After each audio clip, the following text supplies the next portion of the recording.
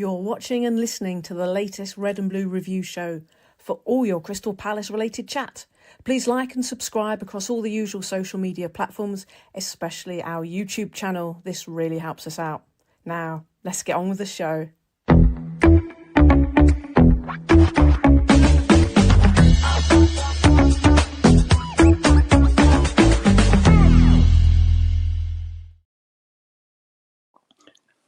You see, this week I didn't talk over the intro. Ladies and gentlemen, a very good evening and a warm welcome on this chilly evening, on this full moon evening, to the Red and Blue review. I hope you're all well. I hope you've all recovered from Lublin. I hope you've all recovered from Everton away, which we're going to come on to. We're going to cover both those games in this segment, in this show, when my team join me. And I know that they're somewhere. And here's the first one of all, Mr. Plastic himself, Paul Gear, that didn't go to Lublin. Hello, Paul. Hi, Nick. How you doing, everyone? You all right? Good on you, mate. Good on you. I could hardly call him Plastic, could I? He travels all over the bleeding planet for Palace. Yasmin Broom, welcome back. Hi, Nick. You okay? Yeah, just gutted that I didn't go to Lublin either. Oh, yeah. So what do we call a collective bunch of plastics, Ferg? I don't know. Is that a recycled team we've got on here? There you go. We'll call you a recycle. Fergus, Tim, mate. Great to see you out in Poland. You know where Poland is, don't you? It's over there somewhere. The other two don't know where Poland is. I hope it was lovely to see you, mate. Seriously, did you have a good time? Yeah, amazing time. Yeah, it was good to catch up, Nick. Yeah. Absolutely. Yeah. Well, we're going to cover it, but it was an amazing trip. We are going to do Poland in spades during the show. The majority of the show, I know you two weren't there, but the majority, you saw it on the telly. You've heard all the reports, the stories, and everything else. Ferg and I, between us, we're going to be talking a lot about our historic day, our historic trip to Poland, and just how outstanding the Palace family is. We've got a couple of things I want to talk about before we get onto that.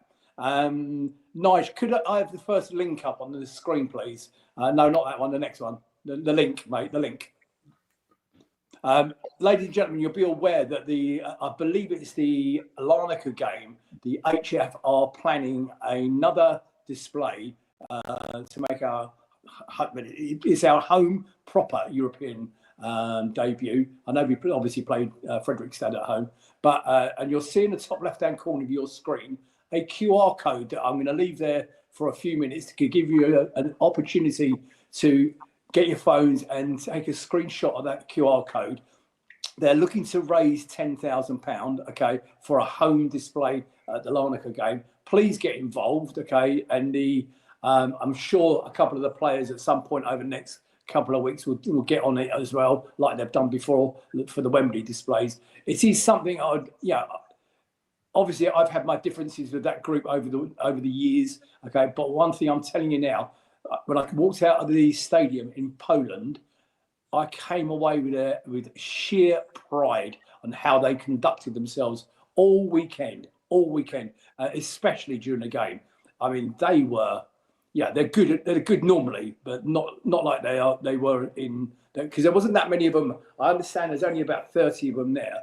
But the guys that were there to a man, were outstanding. There's one I was just saying to the guys off there. One of the capos, they call them capos, the guys that lead at the front. One of the capos, and it was, Ferg, what was it? 2 degrees out in Poland that night. Yeah, it was cold. It was bloody cold. One of the guys, I don't know if you saw it, the ones that you people that might have watched it on the telly, I don't know if you saw at the very front, one of the capo guys, he's a black fella. My God, the guy was superhuman. He was bare-chested all evening, and it was freezing. I had my big coat on, I had my winter hat on, I had my scarf around my neck, and I was frozen. This geezer's bare-chested all night, and even as we're going out the stadium, he's still giving it large. The bloke is, I don't know what his name is, If you are watching Mr. Superhero, get in touch in the chat. Fergus is going to keep his eye on the chat. If you want to name yourself, mate, I'm doffing my cap to you, sir, because you are outstanding. But we're going to come on to that later on. I want to also, on this chilly night, I want to fill your hearts with a little bit of warmth. Okay, some beautiful content came out of Crystal Palace Football Club yesterday afternoon. Okay, and Nigel's going to share it with you now. Okay, for the benefit of those of you who are watching on the or listening back on the podcast post the live show, we are currently showing that picture that you probably saw all over social media with the whole first team squad, including. I just noticed Henderson's in there and Mark Geehy's in there. So this is obviously before they met up with the England squad. This is Crystal Palace with the DS Eagles. And if you could see that picture, if you haven't seen the picture that Nigel's showing on screen at the moment, go and hunt it out, okay? What I want you to look at in particular, okay, is the laughter that's there between them, okay? I'm looking at the front row and I'm looking at our manager, Oliver Glasner, and Will Hughes sat between one little lad, okay, and they are howling with laughter. But it's all over the picture. There's lots of happy faces. It is a thing of beauty. It's the wholesome content that our football club at the moment is producing.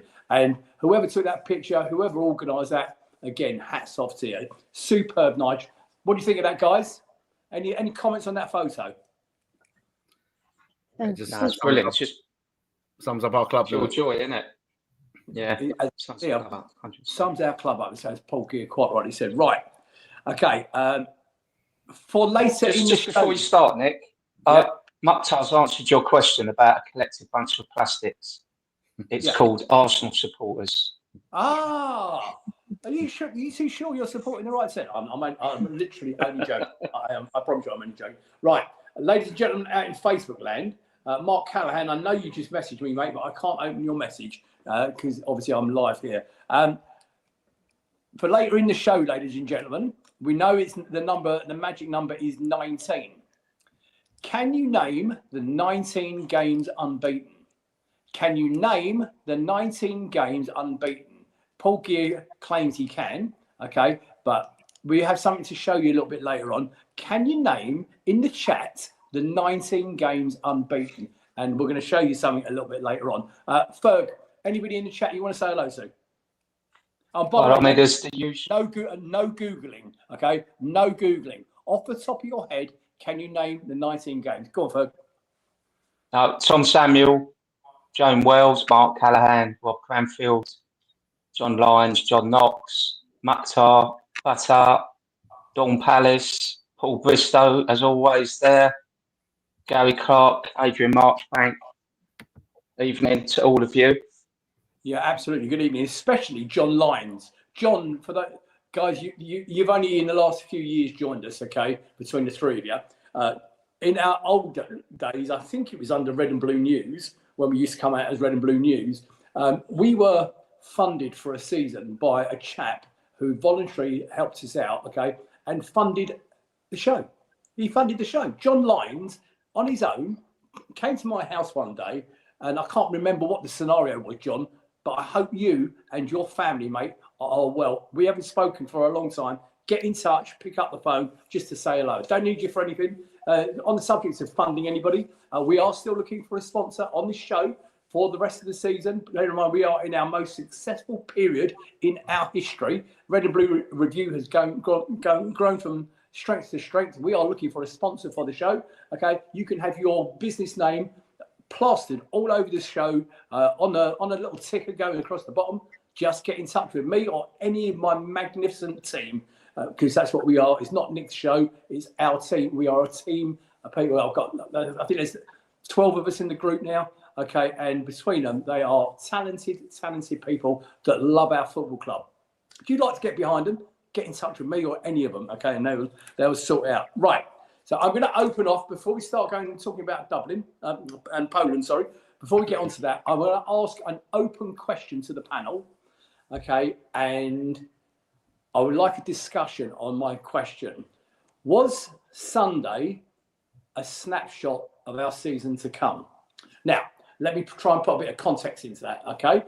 We have just come through our most successful period of all time, okay? We are riding the crest of a wave, and we've never had it so good as Palace fans. I've been going since before Yaz was born, before Ferg was born, okay? And I have never in my life had this feeling, okay, especially over in Poland, okay. That's over there, guys, in case you don't know where it is, okay. I've never had this feeling.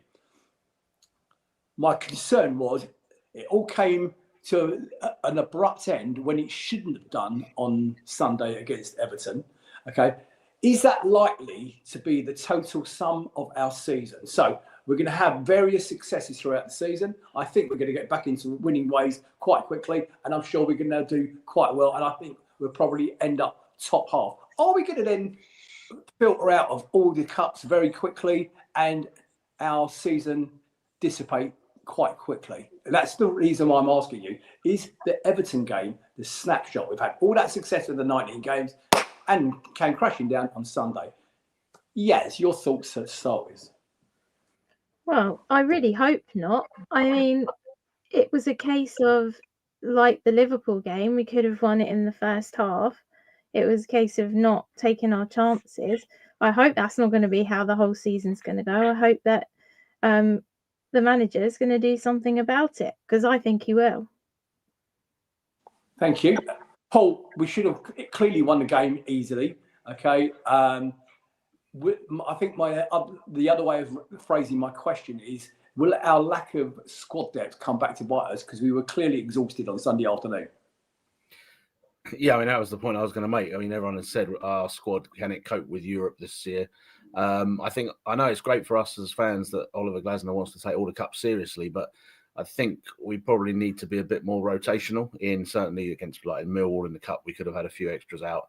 We've got obviously Liverpool in the League Cup coming up. Maybe it'd be a chance to that. But everyone can see we've played basically the same first 11. I think I saw a stat earlier. We've only made 6 changes to the starting lineup in the Premier League all season, which is the least in this, joint with another club, I think, the least in the season. So our first 11 are great, but if you play them into the ground, as we've said in there before, you're gonna run into issues, whether it's injuries or just fatigue. I mean, these are fit players; they can play 2-3 games a week, but it's not just that; it's the mental fatigue, it's the travelling, it's all that, and eventually you will come to a point where you get tired. Lacroix doesn't make mistakes like that, but he's played every game of the season, I think, and he's probably a bit tired, and he gives away a silly penalty, and I think that will be our undoing. So if Glasner can be a bit more rotational, and I know that's difficult because another reason we haven't changed the team is because it keeps winning. So you don't want to change the team, but ultimately, longer term, we've got 5-6 weeks coming up where we've got 3 game weeks, and yeah, if we just play the same 11 every week, we will lose games late on. But if we can rotate a bit and try and keep them fresh, then hopefully,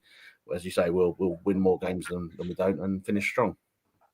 Ferg, I'm coming to you now, mate. Nigel, have you got that stat about Everton? Mark Callahan makes a very good point in the chat that we just come up against our bogey team. Everton have won just 3 of their last 31 Premier League home matches when they've conceded first. All 3 victories have come against Crystal Palace, 2022, 2024, and of course last weekend. Ferg, I know it's our bogey team at the moment, and if we are Villa's bogey team, Everton are certainly our bogey team.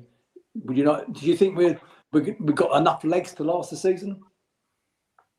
Yeah, I mean, provided we don't get any injuries, and we've got the January transfer window coming up, so they're certainly going to have to spend a bit of money, I think. Certainly, if we progress in Europe, we beat Liverpool in the cup away, they're their bogey side. So you could argue that we might go quite a long way in some of these cup competitions. So I just think Paul's right. I think we looked tired last 20 minutes. I think the players' head dropped a little bit because they knew they should have been outside in the first half, and we give a silly penalty away. And the trouble is with Everton is once they get that first goal, the crowd, they get behind them and they have the momentum, and we just always seem to capitulate against them last 10 minutes. It's just, I think we've done it for the last 2 or 3 years. And may I also just add on to that, it's lovely to see new names in the chat, okay, but especially females. Mary M, good evening to you. I don't think we've met before, but welcome to the Red and Blue Review. Thank you for joining us, and I absolutely mean it. And you make a great point. If we'd taken our chances in the first half, Glasner could have rested some more players earlier. The same at Liverpool, okay? And you're absolutely, and I make you right, because the benches have looked pretty strong of late. So anybody that's come in has been very good. Interesting, really. I'd like to know your thoughts in the chat. Have we got the armoury to see us through the season? Because I'd hate for our season to disappear into a little whimper. Keith said we had every chance of beating Everton on Sunday. First half, we looked really good. And big man, you're absolutely right. Keith Whitewood, what a top bloke he is. And we did. And we really did. We had the chances to put them away. And do you know what? I think that's the bit that's erring me a little bit more, that we had the chances and we didn't finish them off. I know who's covering the Everton game. Me, Paul. I'm sure you're going to talk about the Mateta miss, but to me, that on its own, that wasn't a poor missed chance. That was just lazy. That was just sloppy. And I know you're going to cover it during the game. Okay, let's get on with it. Let's get on with the. We're going to do Poland first. By the way, it's over there. Okay, for you. So, Poland. We entered. Oh, it was just one of the best experiences of my life. And the bloke Keith Whitewood you just saw on screen a minute ago, he is personally responsible for me getting on that aircraft. Okay, without him, I wouldn't have done it. So, mate, I owe you. Thank you. And it is an experience that will stay with me for the rest of my life. And I'm not over-egging the pudding here, simply because I never thought we'd see the day. I never thought. And the experience that Fergus is going to talk about in a minute, and I'm going to join in with him, it was just, it doesn't matter. To me, it doesn't really matter about the rest of the competition, because nobody will ever take that away from us. Ferg, talk us through your experiences, mate. And it was great to see you out there. Yeah, well, we flew into Warsaw and they got the train down to Lublin, taxi to the hotel. I mean, they were very, very friendly, very welcoming. The hotel we were in were offering 10% discount to any Crystal Palace fans. It was just a really, really good experience. It's a very safe, very, you could walk around town, didn't have to worry about it. It was cheap. Really good nightlife. The bars were amazing. I mean, Palace fans were really well behaved. I'm sure we'll talk about, the stadium itself. I think, there was loads and loads of police and water cannons and guys with pepper spray and all the rest of it. And it was just completely unnecessary. It was, it was such a really good atmosphere. All the Palace fans, they did us proud out there, and it was just an amazing experience. Just loved it. It was just 3 days of, meeting new people, meeting Palace fans, lots of friendly Polish people, shaking hands with Dynamo Kiev fans before and after the game. It was just such a wonderful experience. And to top it off, the one experience I remember was staying with me for a while, Ferg, was in the square before kickoff. Now, for those that you weren't there, it was a little bit, I suppose the square, a little bit like Covent Garden, much smaller though, and with lots of restaurants around it, very pretty. And that's the other thing you never mentioned, how pretty the city was, Ferg. So all the flags have been laid on the floor, and a couple of lads had actually put flags up on lampposts. Now, the police came in, as Ferg rightly says, and they were tooled up. I mean, one of them in particular was this enormous unit. He looked like some sort of ex-Russian soldier, and he was a massive bloke with all his armour on and everything else, and they're prepared for it to kick off, which it clearly never did, okay, and it's never going to. The coppers got involved with the Palace officials that were staying at Ferg's Hotel and just suggested, didn't tell us, just suggested, just maybe, we might want to take those flags down, because we're expecting your opposition to turn up any minute now, and they take them as trophies, and they're going to rip it off those lampposts. So our guys, the 2 guys, and you know who they are, everybody knows who they are. Richard Kingdom was one of them, and Jason Cadle was the other one. Okay, said, yeah, no problem, we'll take our flags down. And they took their flags down from the lamppost and just hung them in the restaurant where they were sitting, in the bar that they were sitting in. No problem with that at all. But because the police saw that our guys were accommodating, okay, and not going to kick up any fuss about it, okay, you felt a tangible reduction in any stress that the police might have had. Hang on a minute, this lot seemed to be okay. And that's how it went for the rest of the trip. There was not a single arrest. There was not a single fight. There was just camaraderie, as Fergus just rightly said, between the Uruguayan fans, the Polish locals, and everything else. There was a way for you two to get there, by the way. You missed a trick here. There was also, do you remember by the I Love Lublin sign, Ferg, the portal? Yeah. There's a big, one of those big, I don't know what, that's what they're called. They're called portals. And you look into the screen, okay, and it's in a square somewhere else in the world. When we first got there, it was in Times Square in New York. Then it was in somewhere in Dublin, okay. And if you said you use your loaf a little bit because you didn't make the game, plastics, okay, they should have done a portal to your living room so you could have actually seen it from in there. But you missed the trick. Sorry, Ferg, I interrupted you, mate. Carry on. That's all right. I was just going to say, they weren't Uruguayan fans. They were Ukrainian. You went to the right country. There might have been some Uruguayan. Over there. Yeah. Yeah, it was. I mean, do you want me to start covering the game? Yeah, you Nick, might as well. or- Yeah, get on with it. Yeah. Okay. All right. Well, so have we got the team? Yeah. So I think there was two changes. Mitchell and Sarr were rested, and he brought in Sosa and was it Hughes? I think. Yeah. And yeah, I mean, we kicked off and we looked very comfortable. We had a couple of early chances. Mateta had a shot blocked in the box. I think Kiev had a couple of long-range efforts, but they didn't really test Henderson until the very end. 11th minute, Mark Gay, he dinked a ball into the box, and Jean-Philippe Mateta just failed to connect with it. Could have knocked it past the goalkeeper. And then Will Hughes had an effort, like a volley. I mean, the crowd were egging him on. It was one of those where you could just see it, like nestling in the top corner. And unfortunately, it hit a defender's head and deflected wide. And then there was a break in the game, which I think I thought it might derail us a little bit because we were in so much control of the ball. Dynamo Kiev just looked lost. Lacroix and one of their defenders, Mikavko, or I think his name is, or something, clashed heads and he went down. He went off the pitch, but when he was walking off, you could see he was, I mean, he had a massive lump on the side of his head as well, I think. So, and he came back on briefly, and that was the turning point, I think, because that was when we scored the goal. It was a beautiful cross. Pino had an amazing game.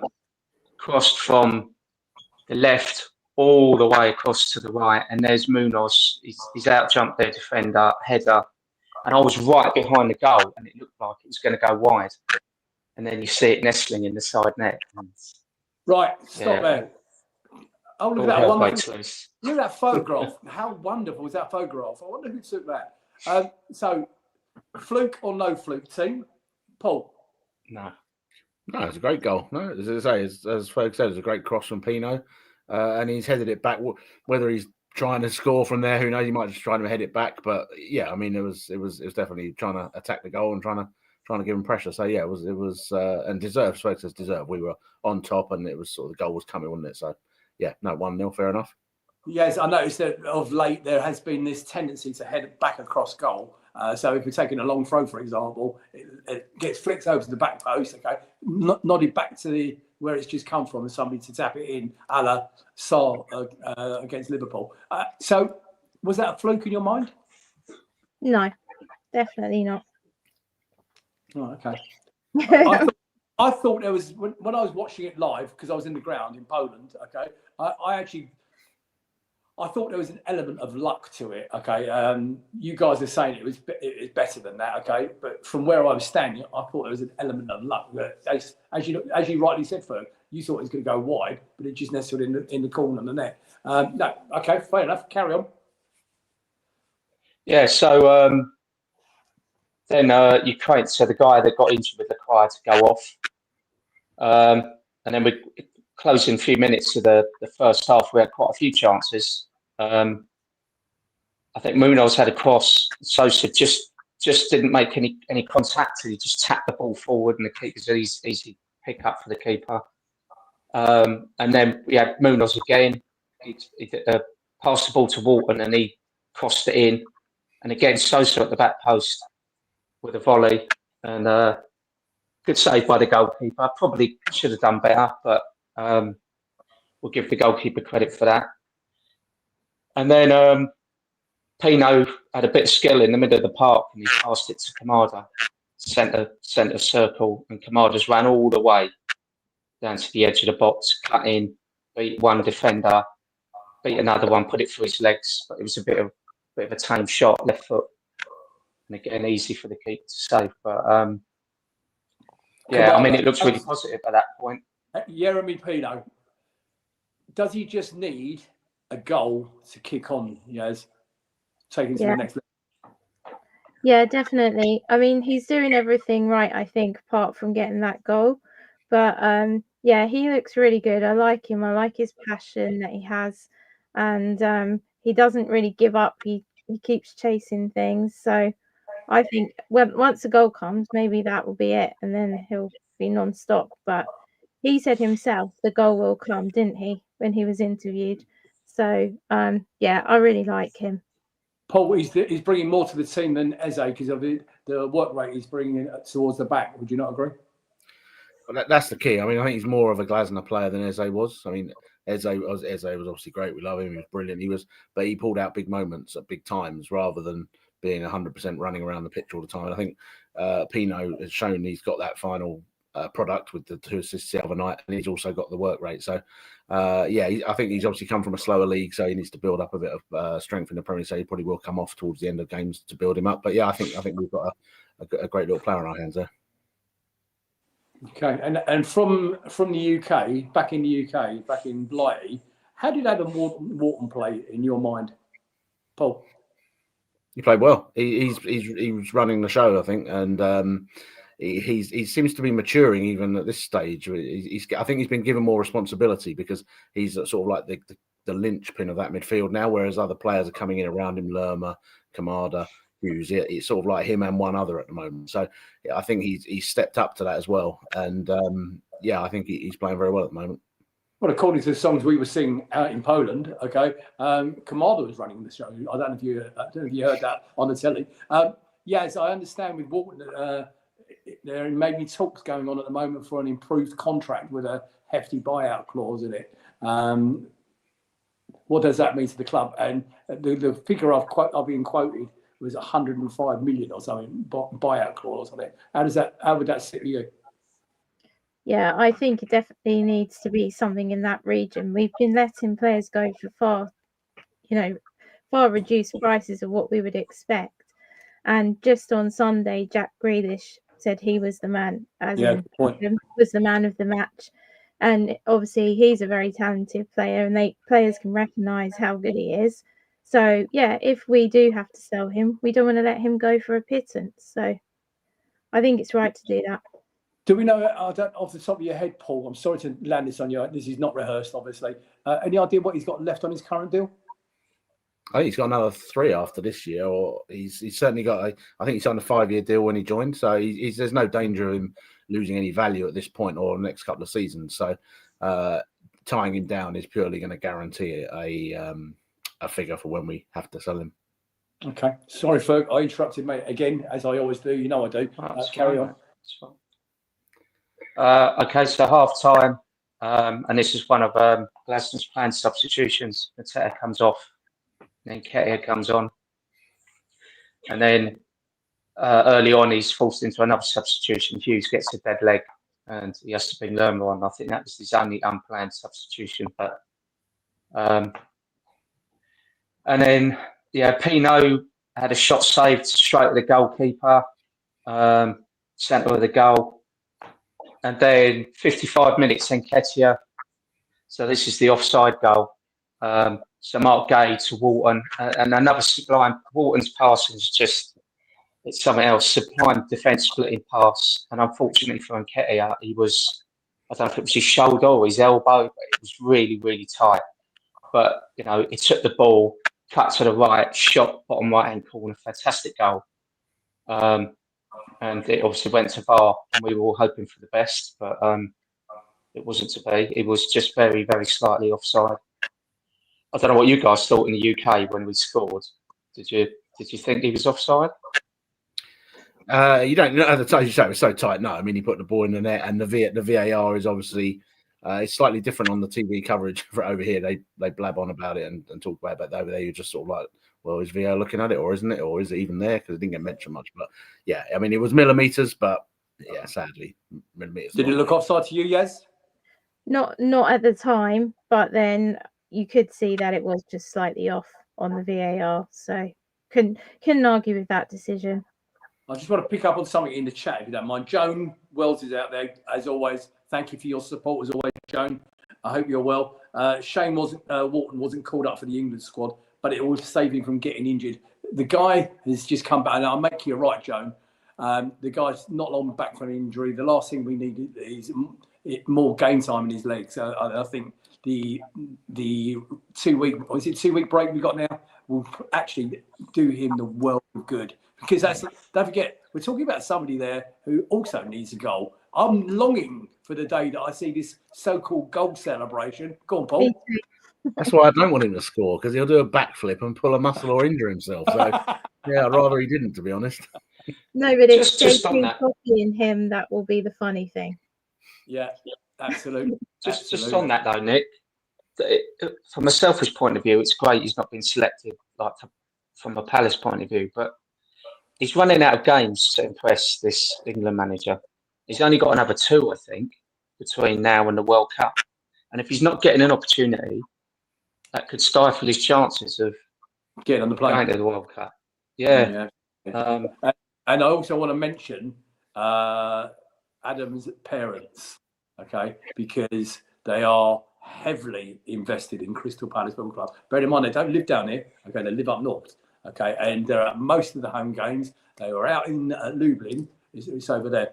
They're out in Lublin. They are, they're in a pub, I think it was post-Liverpool game, and celebrating with the Palace fans. They are absolutely massively invested in Crystal Palace Football Club, obviously because their boys play for them. Yas first, then Paul.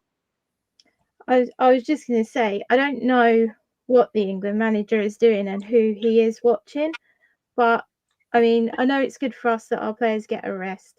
Adam was not in the squad, and TM, what does he have to do to get in that squad? That's all I want to know. I love your point. And how has Henderson got in Wharton? Paul? I mean, it's good to hear his parents are involved. I mean, his brother's just signed a new contract at Blackburn, so he must be feeling a bit left out at the moment. But that's another story. But yeah, I mean, Adam, I mean, there's a couple of more qualifiers, and then there's a couple of friendlies, I think, in March. But even if he doesn't get to play those, if he plays the whole season as Palace without injury, the way he's playing, then I don't think Tuchel can ignore him. The public clamour would not let him not take him. I just don't want to ignore the chat. There's some bloke out there called Ian Noble. I don't know who he is. Some bloke called Ian Noble's out in the chat. Get your arse back on the podcast, Noble. Okay, he's saying Wharton is becoming an unbelievable player.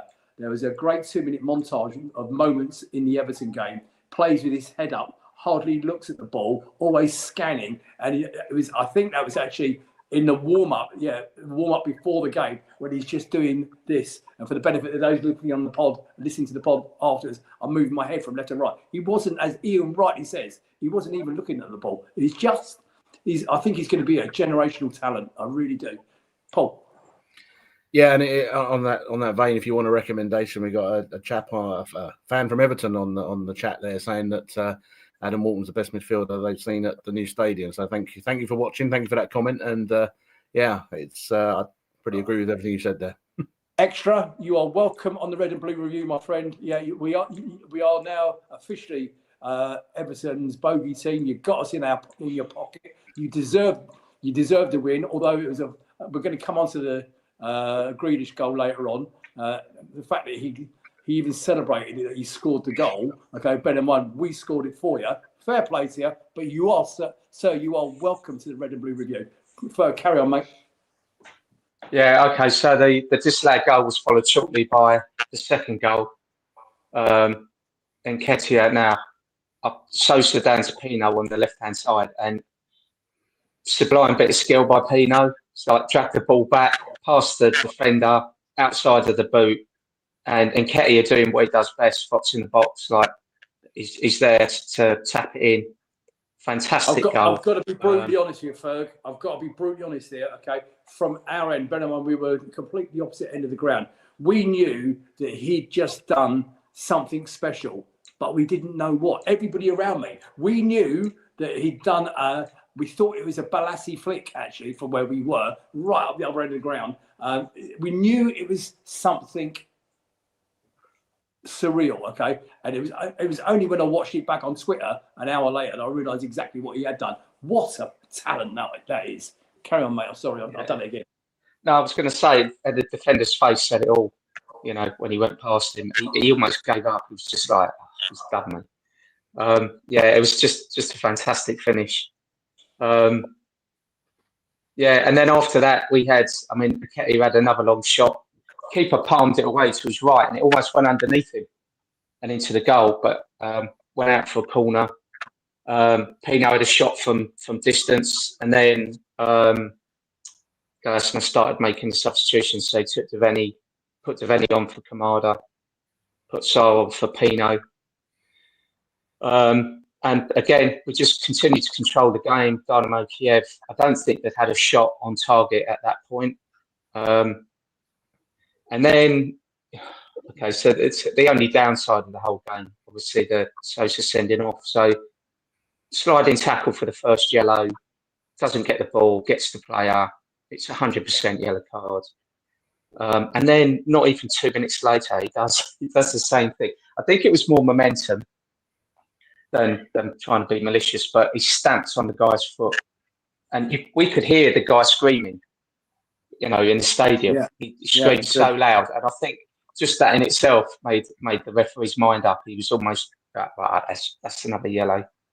The consequences of it, Ferg, the consequences of his red card are nothing. Okay, he gets banned. It's not. He gets banned from he was in the team to give TM a rest anyway.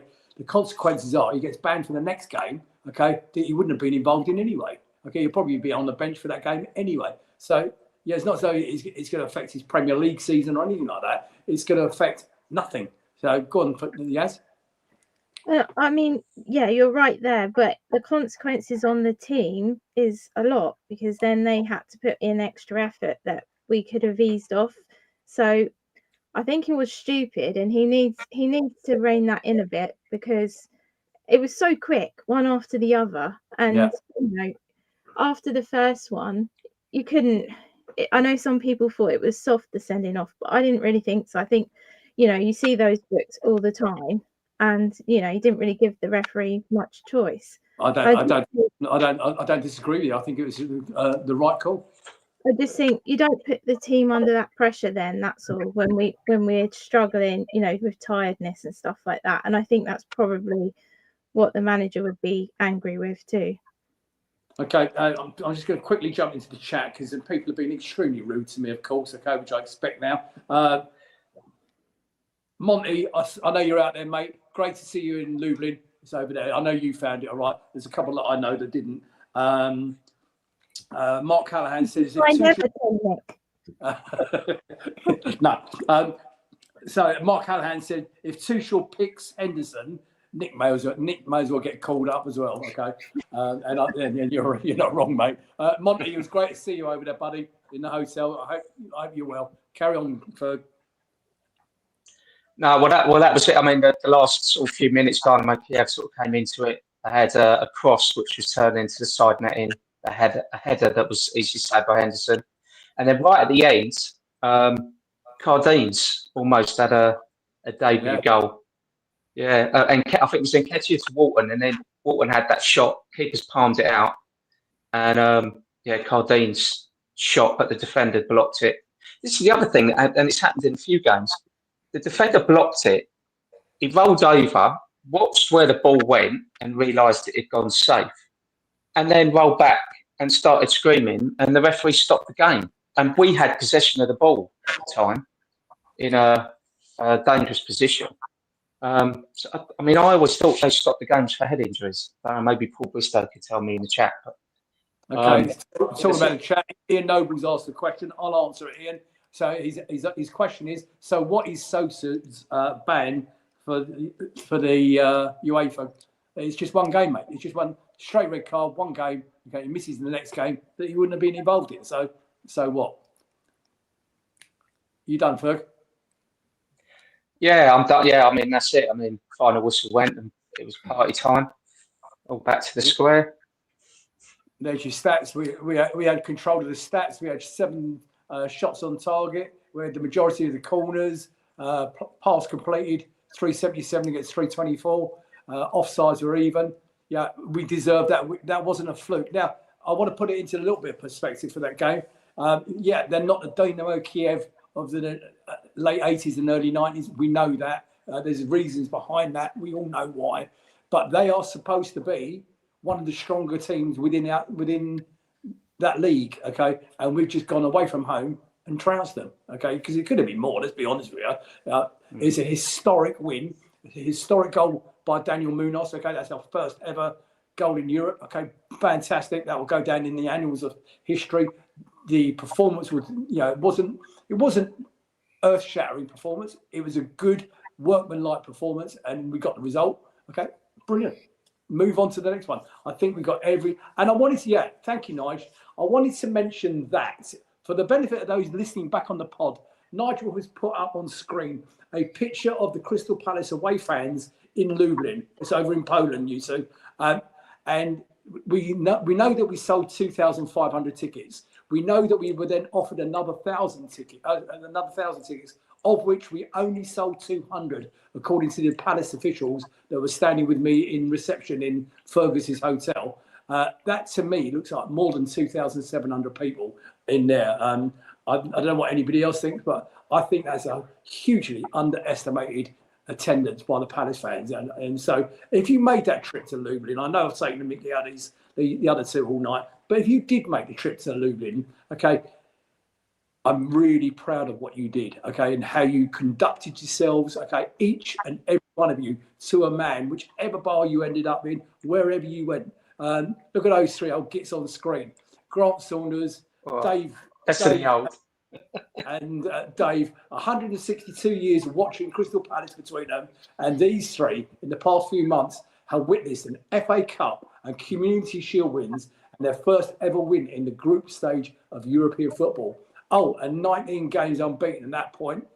Can it get any better? Nigel, nobody's answered the message about how many games, who are the games unbeaten. Could you show them, please, who the games were that we were unbeaten up until Goodison Park, Hill Dickinson Stadium, please?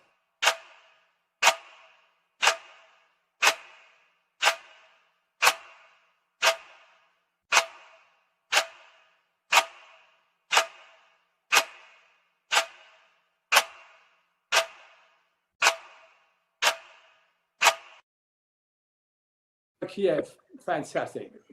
Because there's no volume on that, I thought, because of people listening back, I thought I'd better actually read them out as they went through. Thank you for that, Nigel. Well done. I know it took you hours to do that. Ian's also asking in the chat, how many Kiev fans there and what was the capacity? I don't know what the capacity was. I would imagine something like 30,000, just judging by the physical size of the stadium. There was probably about, in the away end, they had a little ultra section of maybe, I don't know, I'm being fair, saying a couple of hundred. Would you agree, Ferg? And there was quite a few others in the main stand. There was 6,839. I think there was a lot of locals in there. Most of the Ukrainians were either very young or older, of an older generation. So, you can understand that. But yeah, I don't know how much. I mean, the stadium was, obviously we had the away end. To the left of us, there was probably a few thousand, and then you had a bunch of the Dynamo Kiev ultras who we couldn't hear, but never stopped bouncing up and down the whole game. They were lively. Fantastic support. But there's talking about fantastic support. The noise from our end was constant throughout the game. Tom Clark Samuel is up. Paul, this is a question for you, mate, off the top of your head. Can anybody name the former Eagle that played for Dynamo Kiev? I just saw it in the chat, so I've cheated. I didn't realise that was about to be asked, but yeah, Steve Vickers apparently. Remember him? We had him on loan. Oh, really? Tranmere back in the Championship days. And Steve Bruce, I think he was with us. Was he? Was he really? Okay, let's move on to so our 19-game unbeaten run, sadly and somewhat unjustly, came to an end at the Hill Dickinson Stadium on Sunday. Fair play to Everton and the Everton guys out there watching us. First of all, from what I understand, guys, talk before we get into the game. What was the stadium like? Tell me what your thoughts were on the stadium. I understand the gentlemen's facilities are limited in the away end. Paul, is that correct? You have to ask Yaz that. No, a gentleman's facility. No. Ladies are good. Yes, what have you been up to? Ladies are good. Well, she did ask me if it was correct. I think Nigel texted during the match to say about these facilities, and she wanted confirmation, so I had to confirm it. But no, first off, Nick, what did you think of the stadium? No, it's the tumbleweed. You just roll them across the screen. Get on with it. No, so we ended up driving up because there were some horrendous stories of the train on Saturday evening because of the storm up there. So we drove up. We got there fairly early. We parked in City Centre and walked out to. It was certainly a nicer and quicker walk to the new stadium than it was to Goodison. But I was quite impressed with the outside and certainly the inside. And it was a new modern stadium. It was nice and roomy in the concourses and stuff. And as a stadium, I thought it was a great upgrade for him. Yaz, what do you think? Yeah, I did. I think it was much better. We did get in a bit of trouble for standing in the wrong place and being told we weren't allowed to mix with the other fans when we'd just been talking to them in a different spot. So, yeah, we got moved on. But, yeah, inside, it's great. The food was not as good as we were hoping it was going to be. Paul didn't get his spam fritters that he was looking forward to. And we were in one that had a restricted view, and it had like a balcony bit with where some of the disabled fans were. I don't think I'd choose that again. I would like to go down a bit, but yeah, it was great. Much is really an improvement on the old ground. Cool. So who's covering the game? I can't remember. Me. So yeah. So obviously, we've done all the stadium. We're impressed with that. We're all ready to go. So team was announced. Team was announced. Obviously, Mitchell came back in. Saar came back in.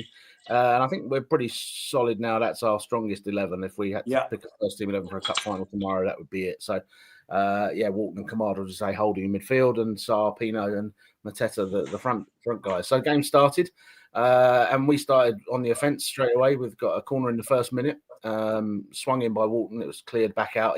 He's put it back in, and again, they've managed to clear it to the edge of the box. And Pino's hit a good first-time shot from the edge of the box. It's gone through lots of bodies, but Pickford made a good save, got it clear. And that really sort of set the scene for the first half, really, because we were straight on them and pushing them back and attacking all the time. So it was great. I mean, they had a quick foray into our half. Grealish ran at Munoz and that got a pretty weak shot straight to Dino. He managed to pick that up nice and easy. Then sort of 20 minutes in, we had another big moment when one of our long throws. And also, there's a lot of talk in the Premier League at the moment. The long throw seems to be in vogue at the moment. Everyone's doing it and getting stuff from it. And we've got a couple of exponents, thankfully. Chris Richards or Lerma can throw the ball quite into enemy territory, which is great. But Richards took this one, threw it right into the heart of the box. There was a bit of a scramble, and it fell to Gay on the 6-yard line. And he sort of just stabbed it towards goal. And I think it's taken a slight deflection off the Everton defender. But Pickford's made a good reaction save, pushed it away.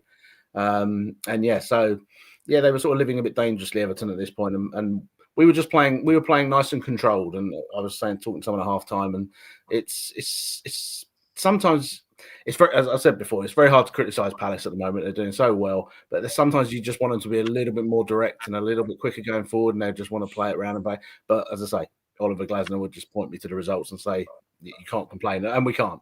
But but we were in control of the game. As I say, we were playing through the lines. Pino was playing excellently. And in fact, he was involved in the next attack. He got it again in the middle of the pitch, and he spread it out wide to Tyrick, who's making one of his common forays forward at the moment. And he drove into the box with it and hit a really good shot. And clinked the outside of the post, top of the corner of the bar as well. And again, just a couple of millimeters the other way, and he could have been back on the score sheet again. But we were really taking him off at this point. Again, next attack again. We're going down the other side. Walton picks out Saar, who plays a nice through ball to Mateta. As a low shot towards the near post, and again Pickford turns that around. He's making lots of saves, and and we're all just sort of thinking it's only a matter of time, really. Paul, wasteful? Sorry, mate? Wasteful in front of goal? Not so much wasteful, I don't think, in the first half. I think clinical? Not clinical, possibly, but Pickford was making good saves. I mean, they're not world-class saves, but they were good saves, and they were reasonably well-taken chances. We'll come to some in the second half that maybe weren't well-taken. But yeah, I wouldn't be saying we've missed absolute howlers in that first half. It's just been good attacks, and the keeper's been keeping us out. Okay, carry on, mate.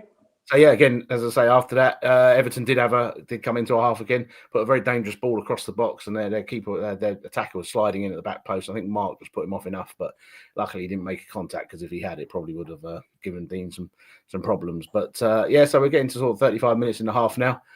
Finally, we get the goal that our players deserved, really. So Gay, and it was a lovely move again, typical Palace the way we're playing at the moment. Gay at the back plays it through the midfield to Pino, who then turns and plays it to Sarr, whose head down goes to goal, and it's 3-on-2 at this point. And you can see Munoz is steaming up on the outside, and he's laid it off to him. From where we saw, I thought we'd overhit it a bit, and it was giving Munoz too much to do, but he managed to get there before Pickford and steered it under him. And it's a great goal. As I say, Munoz opening the score again like he did the other day. As I say, he's such a threat on that right, and he's so crucial to the way we play. And he's got goals in the game now as well. And so, yeah, 1-0. And yeah, I'd say played it through to half time at that point, and no more than we deserved, to be honest. We could have been more. I agree. Right. Yeah, carry on, mate. But, yeah.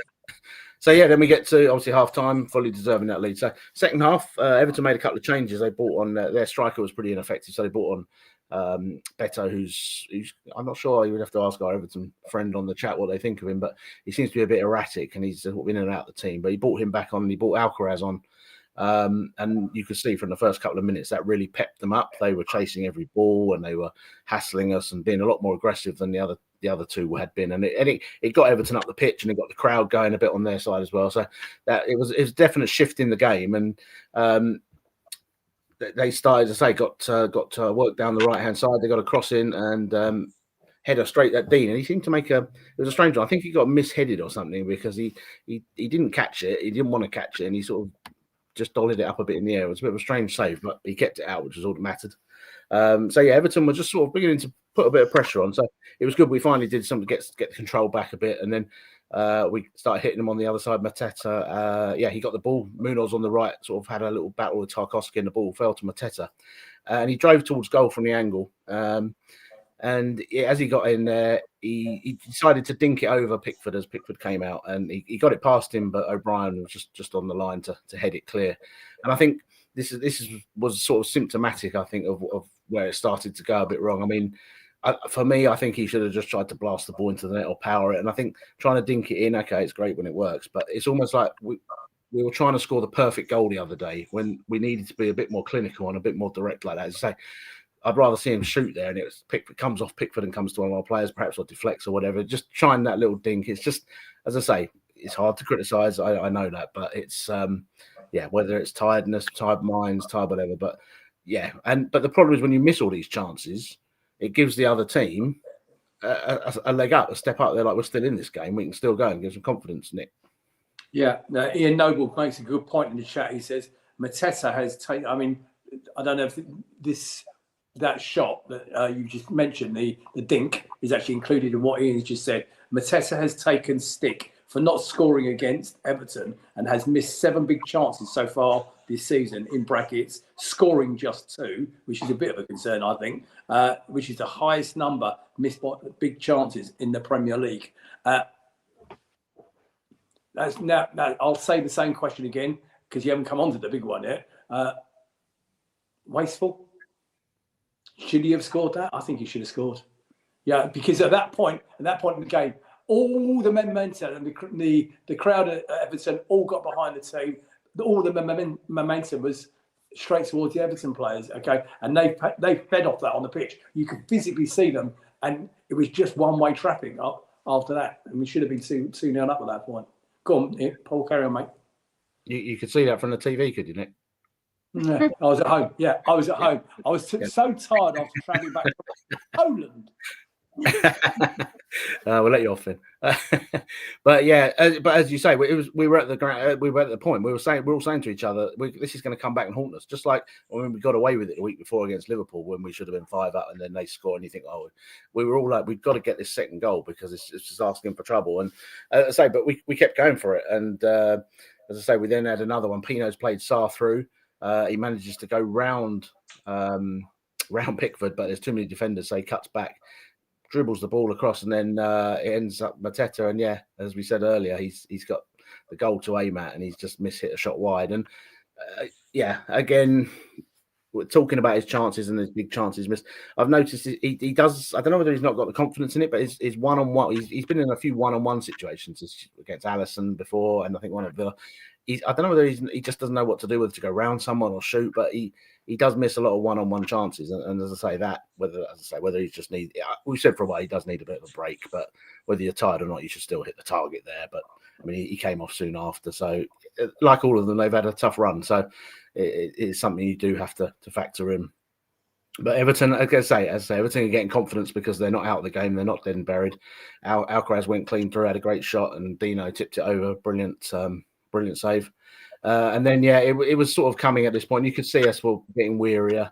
We'll come on to the ref in a little bit anyway, but he wasn't helping. He was making some horrendous decisions, but it's on both ways, to be fair. But it did seem like every time one of their players fell over, we were getting punished for it. And then that obviously came to the next point when the Everton player burst through into the box. Lacroix turned around. I don't think he knew he was there, to be honest, and he's brought him down. It's a clear penalty. We can't argue with that, to be fair. No, it's not penalty all day long. Yeah, it's not something Max Lacroix does, and as I said earlier, I think probably mental fatigue. He's switched off for a second, and he's got him. So yeah, no one can complain with that. And obviously, Undai has not missed a penalty for Everton, and didn't look like he was going to miss that one. Rolled it in. So 1-1, and at that point, we're sort of like, yeah, thinking, well, we just try and get the point and take it. Like I said, back to the ref though. At this point, in the 82nd minute, we had an interesting decision. Adam Walton makes a perfectly good sliding tackle on Ngana Gay, or whatever his name is. And if anything, he was the one making the foul on Adam as he slid in. And it's been quite funny. It's been a lot on social media. I saw Paddy Power took a humorous hook at this and said that Adam Walton was rightly booked for a perfect sliding challenge, and we've got to kick that sort of stuff out. Can I just ask a question at that point? Okay, Everton fan, if you're still with us, okay, you're listening to Paul's resuming of the game. How did you feel that referee performed? Did you see the challenge on Walton? Was it a yellow card? Just from I know you're not neutral, but from the home supporters' point of view, how did that referee perform? Because we personally think he was one of the worst refereeing performances we've seen this season. But we would say that we lost. Okay, so I'd like your opinion. If you sit out in the chat, pop it in the chat, and Nigel put it on the screen. Yes. So those of us who were there walking out, we heard the Everton fans saying, "Oh, I can't believe how we have to battle for everything, and we're always getting hard done by the referees and all of this." And I turned around and I was like, "Were you watching the same game as me?" Because I thought, what happened to Adam and Munoz? I thought, how can you even say that they were hard done by that referee? He did make some mistakes, but that's what they felt. He gave Everton about 5 or 6 free kicks for perfectly good tackles by a Palace player. It was just ridiculous. He's clearly never played the game. I know I moan a lot about refs, and it just felt like the longer the game went on, the more and more ridiculous decisions he was making. It was almost, and that helped Everton. That helped the momentum because, if he keeps breaking up the play when we've got the ball for free kicks that aren't free kicks, they're getting possession back. It was, I wasn't happy with him. I thought we had a poor game.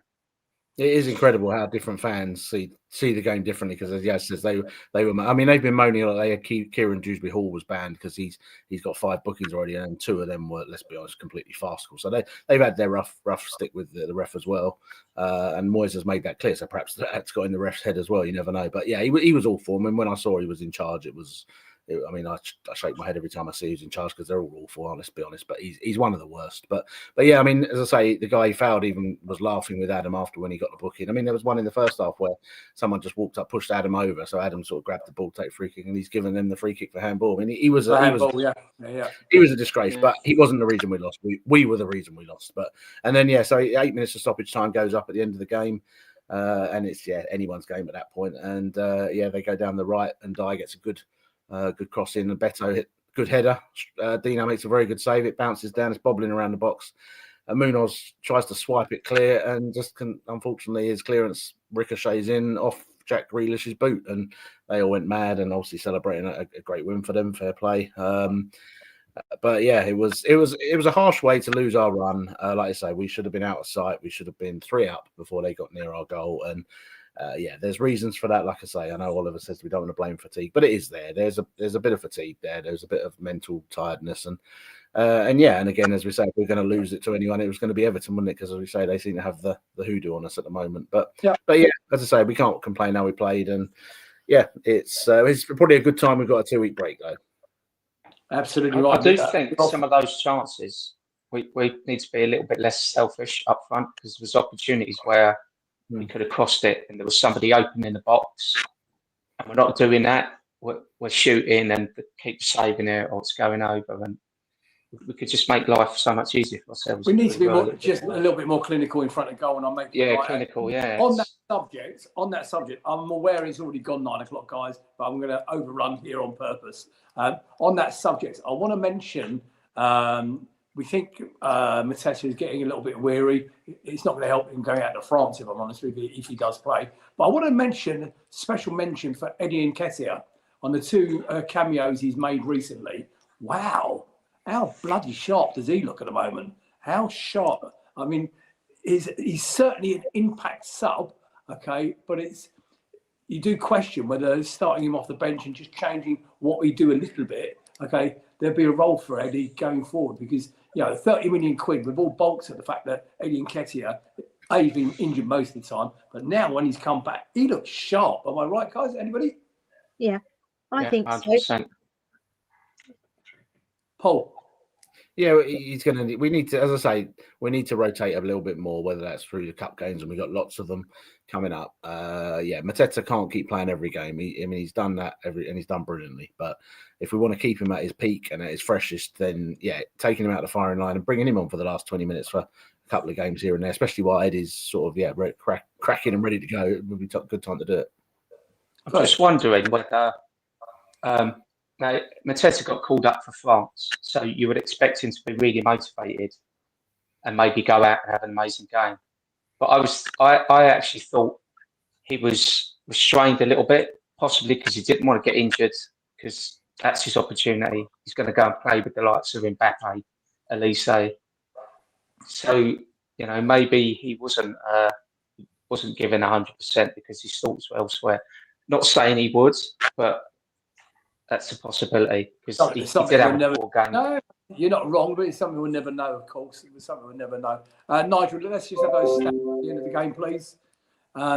So the possession was 50-50. It was even. Look at the shots, 15-14. There was nothing in it. Look at the shots on target, 7-8.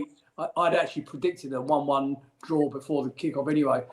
Everything else was very, very, very, very close. Palace had the edge on corners. That was it. Look at the passes completed. Just shows you how even the game was. 349 for Palace, 351 for Everton. It's just bizarre how close that game was. Yeah, and that's obviously over the 90 minutes. It was different. It was a game with 2 halves, definitely, Paul.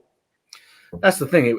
For the first 70 minutes, it wasn't. So, I mean, the stats do present a very even game, but I think it just shows how the last 10, once Everton scored, the last 15 minutes, they really up stuff, and I think they got a lot of their stats in at that point. So, I think to say it was not necessarily a game of 2 halves; it was a game of 70 minutes and 20 minutes. Yeah, absolutely. Right, what we got coming up, Nige, please? Up and coming fixtures. There you go. We've got a busy after we come back from the international break. Busy couple of weeks. So home to Bournemouth Saturday 18th at 3 o'clock kickoff. 29th we're away at Anfield, which is on Sky Sports. So back to Liverpool again. And that's obviously in the Carling Cup. Home to Larnaca, Now, don't forget the QR code that Nigel put on screen earlier. If you want to donate to the HF collection for that, so they can have a good display on. That's on TNT Sports. Then we're at home. There's the QR code. It's back on screen for those watching live. Back to the Premier League games on Saturday, the 1st of November, 3 o'clock kickoff at home to Brentford. Then we're away in the Premier League, Arsenal to the Emirates, which is also live on Sky Sports. 2 o'clock Sunday kickoff, Sunday the 26th of October. And then on the 6th of November, we're at home to AZ in the UEFA Conference League. That's also available for you on TNT Sport. Those of you going, have you all bought your £105 3-game packages? Yes. Yeah, good. Okay. And I understand the Larnaca tickets have gone on open sale today because last night was the deadline to buy your £105 packages. So that QR code is still on screen for you, ladies and gentlemen, if you actually want to donate to the HS Fund. Paul. Yeah, hopefully, message to the club. Hopefully, they'll get the digital tickets out a bit earlier for that game than they did for Everton, which anyone who had a ticket for Everton will know was a complete and utter. I didn't have a problem. Cluster, you know what, this week. No. Shut it. Even by Crystal An hour Palace. before kickoff, Paul's not too bad, is it? It was disgraceful the way they handled that this weekend, but hopefully they'll have learned lessons from it. And our next show, Nige, when is our next show? Because obviously, there you go, our next show. We won't be back now. We're having our international break. Well, I've already had mine because I went to Poland. Okay. We will return on Sunday, the 19th of October at 8 o'clock in the evening. We are considering doing a pre-Brighton special. More will come about before... well, we'll tell you more about it on the 19th of October, but we are considering an extra show pre-Brighton with our colleagues from the Price of Football, as we did last year. But this will be a preview show as opposed to a review show. Yasmin.